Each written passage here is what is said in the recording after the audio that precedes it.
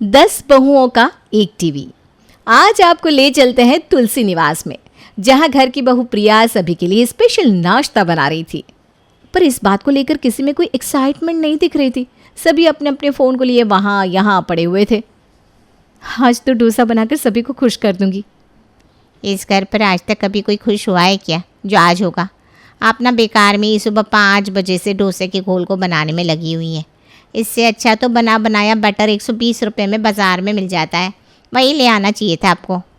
अरे घर में टोटल मिलाकर 150 रुपये में इतना घोल बन गया कि 2 दिन सभी पेट भर के डोसा खा लेंगे। और वहाँ 120 रुपये में 1 किलो घोल आता, उसे कौन ही खा पाता।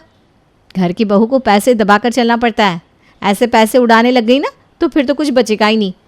और घर के बने घोल में खुद मैंने चावल दाल डालकर पीसा है, कितना फ़ायदेमंद है। बाहर वाले क्या पीस कर देते कौन जानता है, सब केमिकल होता है।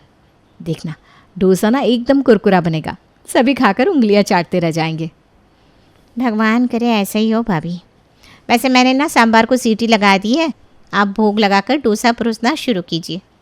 प्रिया भगवान को भोग लगाने के बाद कमला के साथ मिलकर टेबल पर प्लेट लगाना शुरू करती है। पता है सुशील जी आज क्या बनाया है खाने में? मैंने पास्ता बनाया है क्या मम्मा? देखो मम्मा, अगर वाइट सॉस पास्ता होगा तभी मैं खाऊंगी। इस लड़की को बस चाउमीन और पास्ता ही समझ में आता है। बेटा वो मैदे की चीज़ें, मैदे से ताकत नहीं आती, उल्टा वो अंदर जाकर पेट की अतड़ियों में चिपक जाता है। आज मैंने कुछ स्पेशल बनाया है, डोसा। आपको डोसा पसंद है ना? पापा जी आज आपकी पसंद के डोसे बनाए मैंने।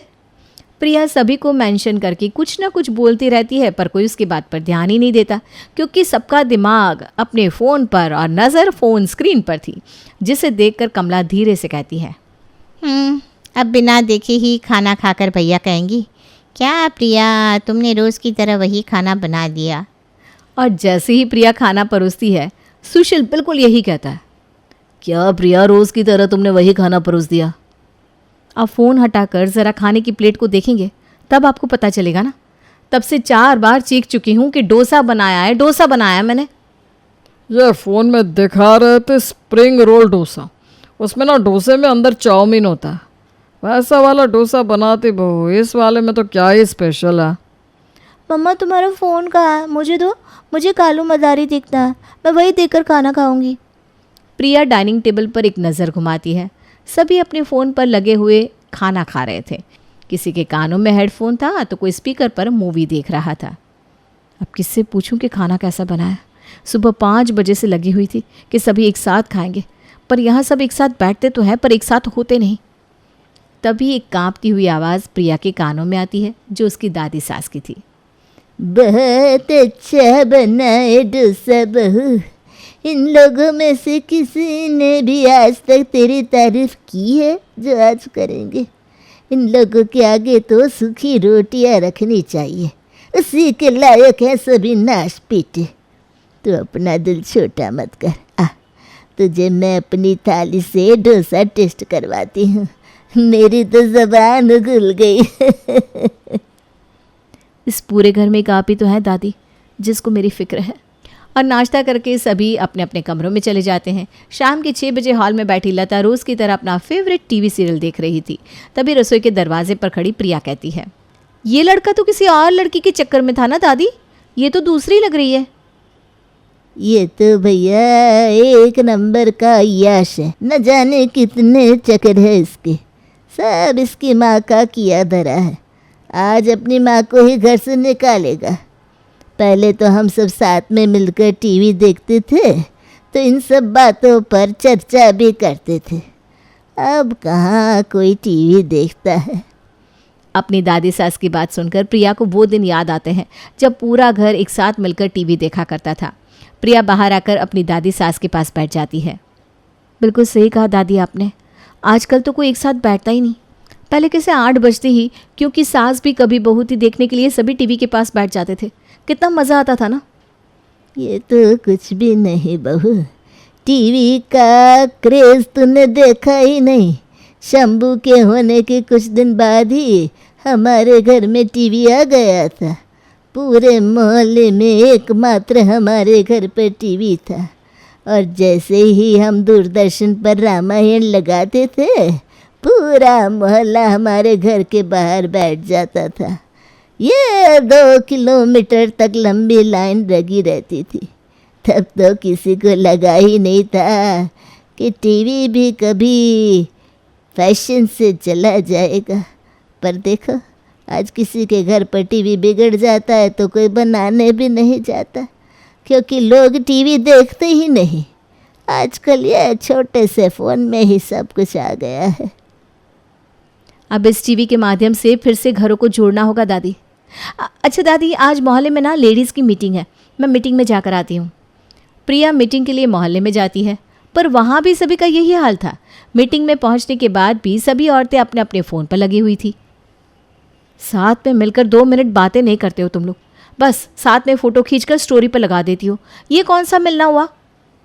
अरे बहन, आजकल सोशल मीडिया का ज़माना है।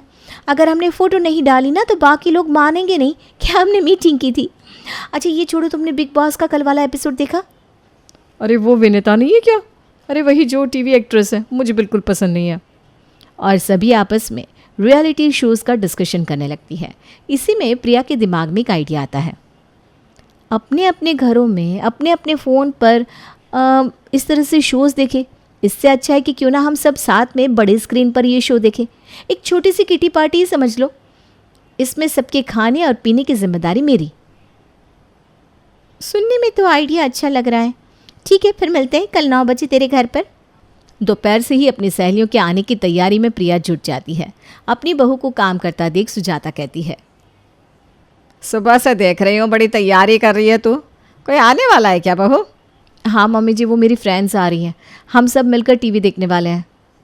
क्या टीवी देखने क्या आ रही है? यह क्या बात हुई? आजकल तो फ़ोन में ही सब कुछ दिख जाता है। दुनिया में अकेले आए हैं और अकेले ही जाना है मम्मी जी, तो कम से कम बीच का टाइम तो बाकी के साथ गुजारे। कैसे पहले के दिनों में पूरा गांव मिलकर एक साथ टीवी देखता था, वैसे ही हम 10 बहुएं आज एक ही टीवी में टीवी देखेंगे। आप भी चाहें तो हमें ज्वाइन कर सकती हैं, क्योंकि बड़ा मज़ा आने वाला है। रात के ठीक 9 बजे अपने घर का सारा काम निपटाकर मोहल्ले की बहुएं पहुंचती हैं प्रिया के घर। और इतने दिनों के बाद एक साथ टीवी देखने में जो सभी को मज़ा आता है उसका तो कुछ कहना ही नहीं था। सभी मिलकर एक साथ ठहाके लगा रही थी, जिसकी आवाज़ सुनकर प्रिया के ससुराल वाले अपने अपने कमरों से निकलकर बाहर हॉल में आकर बैठ जाते हैं। ये रियलिटी शो अभी तक चल रहा है? मुझे लगा कब का बंद हो गया होगा। ये कम से कम 20वां पार्ट होगा, नहीं भाभी? अरे तू चुप हो जा, बीच में मत बोल। देखने तो दे ये दोनों क्यों लड़ रहे हैं। और आज न जाने कितने दिनों के बाद अपने पूरे घर को एक साथ बिना फ़ोन के बैठा देख प्रिया खुश हो जाती है। मेरी सारी मेहनत सफल रही, आखिर में इन सब के हाथ से फ़ोन तो छूटा। चल प्रिया, अब हम चलते हैं, बड़ा मज़ा आया आज। मैं तो कहती हूँ आज से हर रोज़ साथ में टीवी देखने का प्रोग्राम रखते हैं, इसी बहाने सब मिल भी लेंगे। पर अगले दिन प्रिया की सहेलियों के अलावा 2 मेंबर और भी आते हैं। मेरी सास भी ज़िद कर रही थी साथ में आने की, तो मैं उन्हें ले आई। और स्नेहा के घर में कोई नहीं है ना, तो उसकी सास का अकेले मन कैसे लगता, तो वो भी अपनी सास को लेकर आ रही है। ये अच्छा है, आज तो 2-4 जनरेशन एक साथ मिलकर टीवी देखेंगे।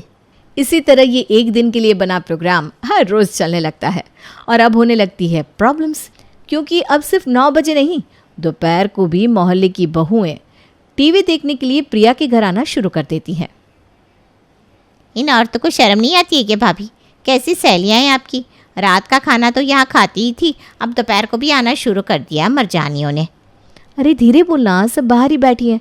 किसी के कान में ये बात पड़ गई तो कलेश हो जाएगा ना। अभी मेरे सोने का वक्त है और उन्होंने इतने ज़ोर से टीवी चला रखा है, कहाँ से सो पाऊँगी मैं। तभी बाहर से आवाज़ आती है, चावल के साथ ज़रा पापड़ भी ले आना प्रिया। क्या मस्त सीन है, अरे जल्दी आ जा। ये सब सुजाता देख रही थी, पर वो कुछ नहीं कहती। अगली सुबह अपनी आंख मसलते हुए सुशील अपने कमरे से बाहर आता है और क्या देखता है, मोहल्ले के शर्मा जी उसके हॉल में आंख बंद के योग मुद्रा में बैठे हुए हैं कि अचानक ही उनकी सांसें चढ़ने लगती है, जिसे देखकर सुशील घबरा जाता है। हे भगवान, ये अंकल जी को क्या हुआ? मैं अभी करण को फ़ोन लगाता हूँ। अरे प्रिया बाहर तो आओ, ये देखो अंकल जी ने ये क्या कर लिया। इस उम्र में ये क्या करने बैठ गए थे आप अंकल जी? चढ़ी हुई सांस नीचे नहीं आई तो शर्मा आंटी का सिंदूर मिट जाएगा। सुशील शर्मा जी को उठाकर सोफे पर लिटा देता है। अरे अरे बेटा, ये क्या कर रहे हो तुम? मुझे कुछ नहीं हुआ, मैं भला चंगा हूँ। मुझे क्या होगा, रोज़ 2 घंटे व्यायाम करता हूँ मैं। तुम्हारा तो टीवी स्मार्ट भी है और बड़ा भी, इसीलिए सोचा यहाँ टीवी लगाकर योगा कर लूँ। तो वही कर रहा था मैं। कपाल भाती का नाम नहीं सुना क्या? हे भगवान, टीवी के कारण पता नहीं क्या क्या देखना पड़ेगा। अगर आपका हो गया हो अंकल तो ज़रा मैं न्यूज़ देख लूँ, क्योंकि फिर मुझे ऑफिस निकलना है। पहले तो प्रिया के ससुराल में कोई टीवी ऑन ही नहीं करता था और अब उसके ससुराल का टीवी बंद ही नहीं होता था। जिस घर में से एक ज़रा आवाज़ नहीं आती थी, अब वहाँ 24 घंटे शोरगुल होता रहता था। एक शाम बाहर गार्डन से अपनी दादी सास से टहलकर प्रिया अपने घर आ रही थी कि बाहर से ही उसके कानों में ज़ोर ज़ोर से गाने की आवाज़ आने लगती है। आज तेरी सहेलियाँ घर में डिस्को पार्टी रख रही है क्या? क्यों है इतना शोर? पता नहीं दादी, चलिए देखते हैं। प्रिया जैसे ही अंदर जाती है वो देखती है कि उसकी ननद उसकी फ्रेंड के साथ मिलकर गाना बजाकर एरोबिक्स कर रही है। ए स्नेहा, 6 बजे तू टीवी छोड़ देना, क्योंकि उस वक्त मेरे टीवी सीरियल का वक्त होता है। और जो 24 में से 16 घंटे यहीं रहती है तेरी सास, उसका ख्याल कौन रखता है? बोलना तो नहीं चाहिए प्रिया, पर तेरी दादी सास की बोली बड़ी टेढ़ी है। अरे टेढ़ी है तो तू अपने घर का टीवी बनवा ले, बढ़िया ही। एक रात सुशील ऑफिस से जल्दी घर आ जाता है और पूरा परिवार एक साथ बैठा हुआ था। टीवी पर पिंकी अपना फेवरेट सीरियल देख रही थी कि तभी अमन कहता है, मैं पहले ही बोल देता हूँ, 8:30 बजे से इंडिया पाकिस्तान का मैच है। मैं तो मैच देखूंगा, टीवी का रिमोट मेरे हाथ में होना चाहिए। अभी आधे घंटे जिसे जो देखना है देख ले। अरे ऐसे कैसे भैया, आज खतरों के खिलाड़ी का फाइनल है। सॉरी भैया, वो तो पिंकी का पोगो पर शो चल रहा है इसलिए मैं चुप बैठी थी, वरना मैं रिमोट नहीं देने वाली थी किसी को। अरे पर वो तो फाइनल रिजल्ट करते करते 10 से 11:30 बजा ही देंगे। तब तक अपने भाई को देखने देना टीवी। तू ज़रा 5-10 मिनट देख ले बेटा, उसके बाद रिमोट मुझे दे देना। आज एक नया टीवी शो शुरू होने वाला है, दहेज लेकर हुआ ससुराल माला माल। उस शो के बीच में ना एक सवाल पूछा जाएगा और जवाब देने वाले को पूरे 1 लाख रुपए का इनाम मिलेगा। आप भी क्या सुजाता जी, ये सब झूठ है। ऐसे कोई घर बैठे 1 लाख रुपया नहीं देता। पैसे जीतने ही है तो करोड़पति देखिए। पर आप लोग आपस में लड़ क्यों रहे?